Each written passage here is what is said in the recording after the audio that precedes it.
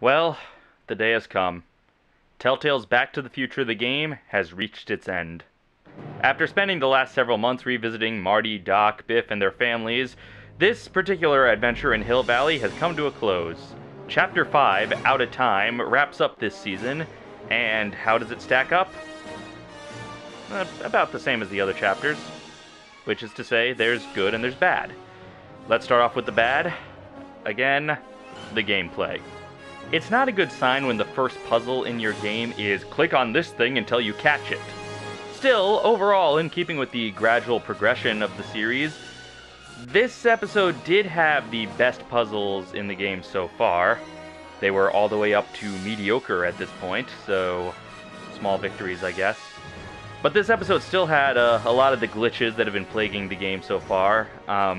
There are characters in the background interacting with people who aren't there, or there are characters who jump back to a place where they were before for certain lines of dialogue, just because that's the way the script dictates.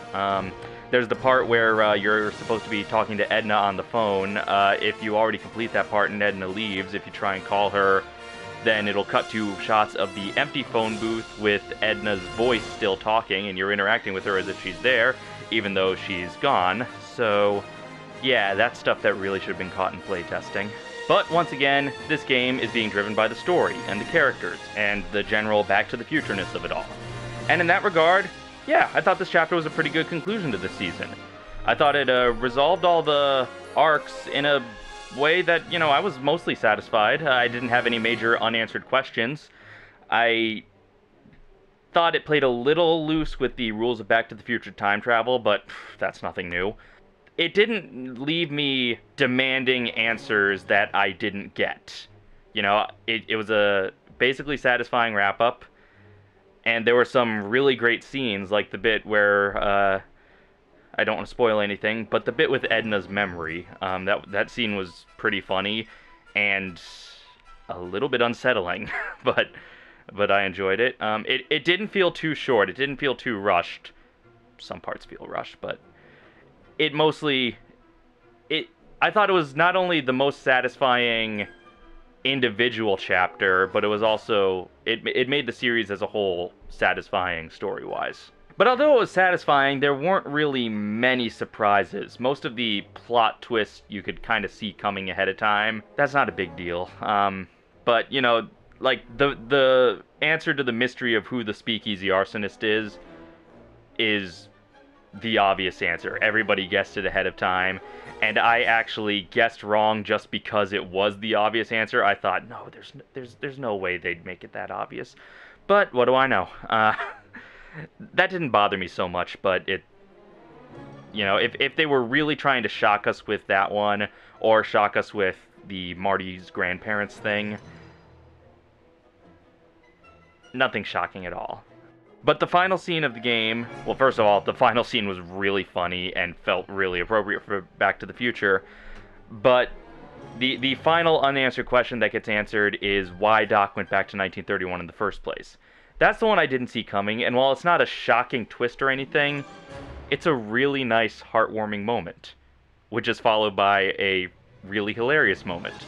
And that pretty much captures all of Back to the Future right there. Michael J. Fox's cameos were fantastic. I don't want to spoil anything about the roles he played, even though you probably guessed them all already. Even if you hadn't guessed already, the hints they drop in the Telltale blog weren't exactly subtle.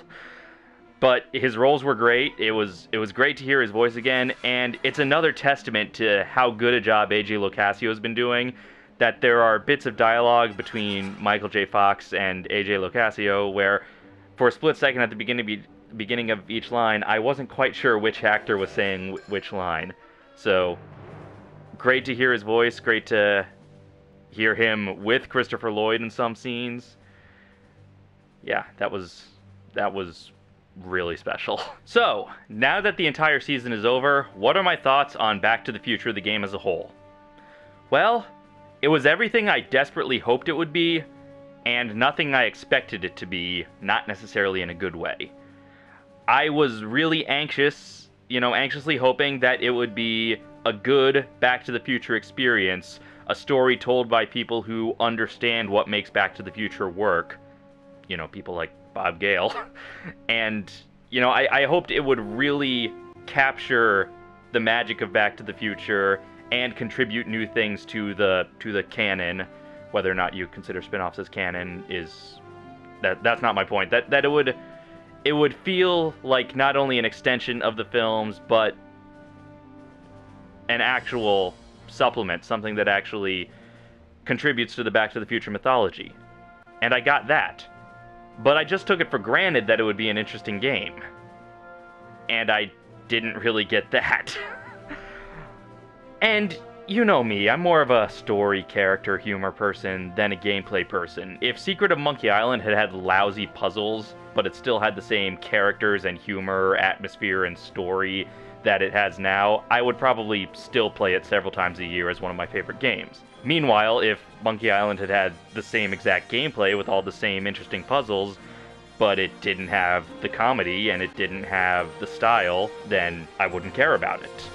All that goes to show is if I'm complaining about how simple the gameplay is, then there's a problem.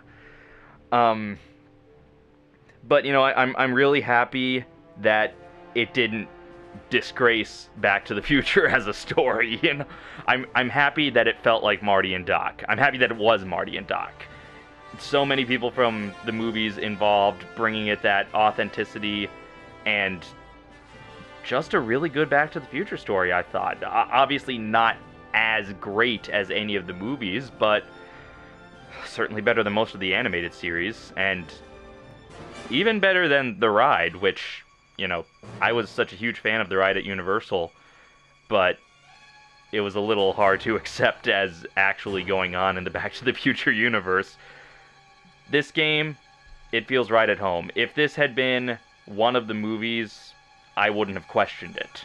But if the game had also been fun to play, if the puzzles hadn't been just something I was trying to rush through in order to get to the next cutscene, but if the puzzles had actually been, something that I wanted to help Marty solve, and not just, hurry up and click this on this so I can see what Doc says next.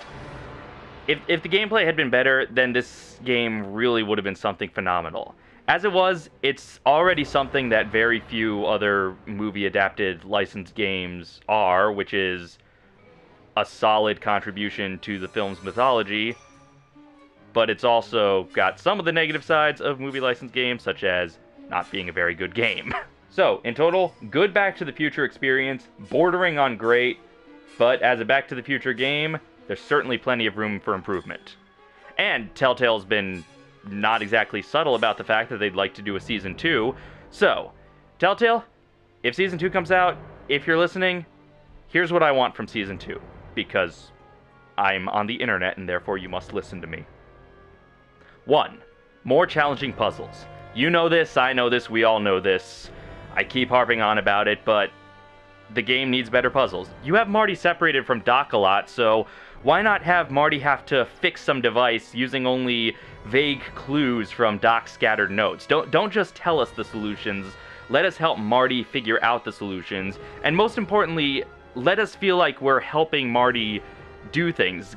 Give us the feel that we're actually controlling Marty instead of just clicking on something and seeing what Marty does.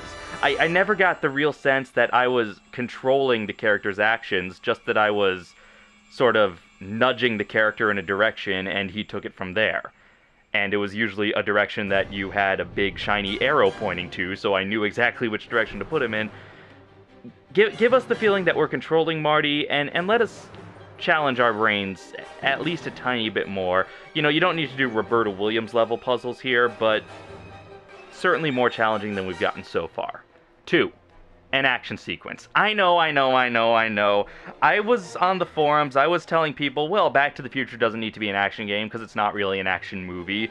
There are only a couple of action sequences in the entire trilogy, and so we don't really need to be driving the DeLorean for it to be an authentic Back to the Future experience. But, one or two might help liven it up a little bit. And there were parts in the game that, if they were playable at all, should have been action sequences, but instead we're just clicking on things and making Marty follow them, which isn't interesting gameplay in any type of setting. I'm not asking you to betray your adventure game roots or anything like that, because adventure games have had action sequences for ages, and you've done a couple of games that weren't adventure games, so I get the sense, Telltale, that you're trying to branch out into some different styles of gameplay, so incorporate those together. Create something new, a new hybrid of gaming styles, if you can, and, you know, you've had driving sequences as far back as Sam and Max, so just a few fun things. I mean, this isn't a high concern of mine, but some action sequences might help liven it up a little bit if you're really having trouble thinking of good puzzles that fit in the Back to the Future universe. And I'm not asking you to make it an action game. I'm certainly not asking you to make it an open world Grand Theft Auto clone. But one or two sequences that are more than just click over here. Now Marty will run over there. Because if that's all you're going to do, those might as well be cutscenes. 3. Tom Wilson.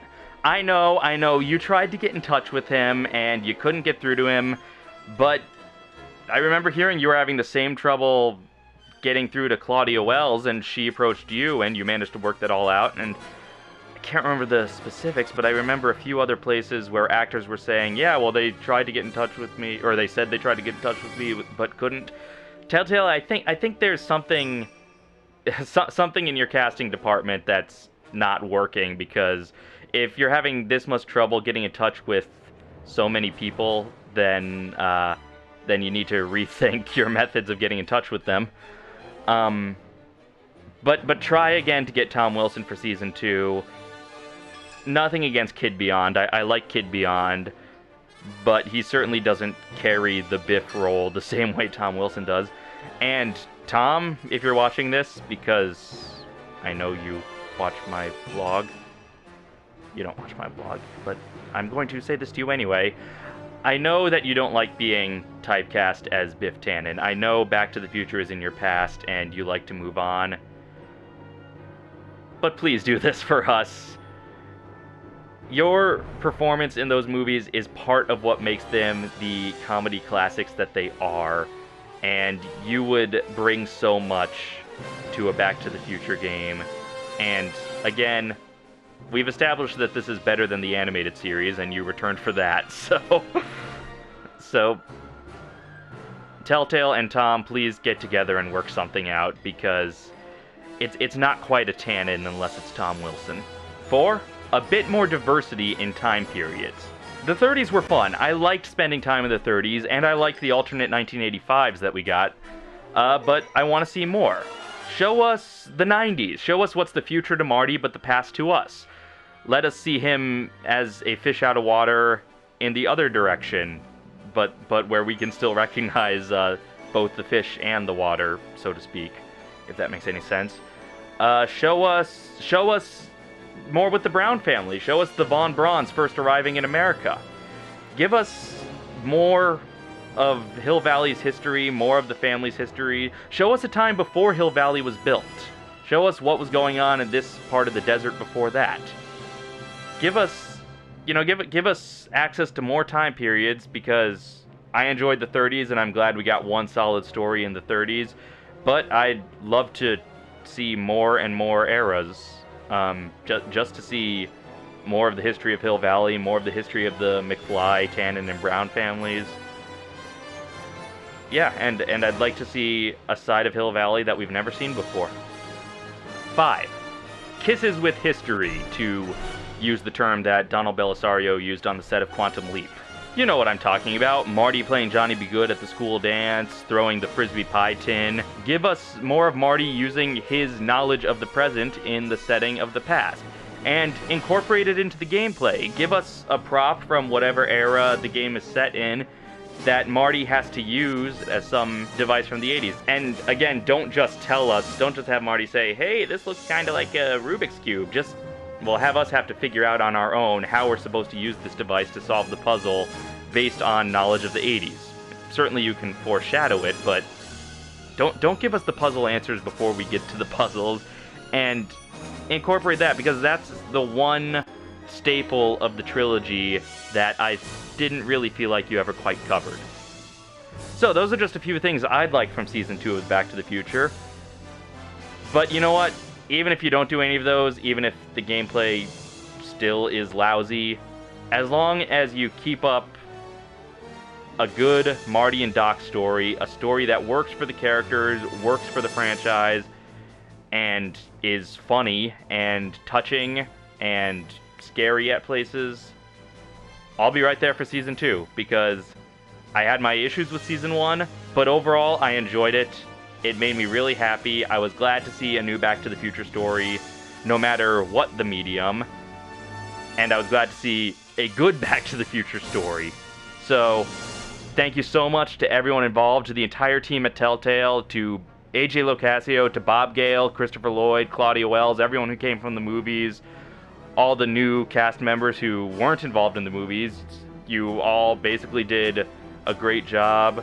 The writers, the designers, the animators, you know, the game had its problems, and I really hope you fix some of the glitches up before the DVD release, but it was wonderful to return to Hill Valley, and Telltale, you gave me a much better Back to the Future experience than I can imagine any other game developer doing. So, maybe you could work with another game developer to do the actual gameplay part, and you just handle the overall story and everything. I don't know. I still love you, Telltale. I have your DVDs on my shelf with pride. I can never thank you enough for Sam and Max, for Tales of Monkey Island, and I can never thank you enough for the parts I liked about Back to the Future, which, again, was most of the experience. So, thank you so much, and if you're really coming out with Back to the Future Season 2, I will be there on the first day of pre-orders.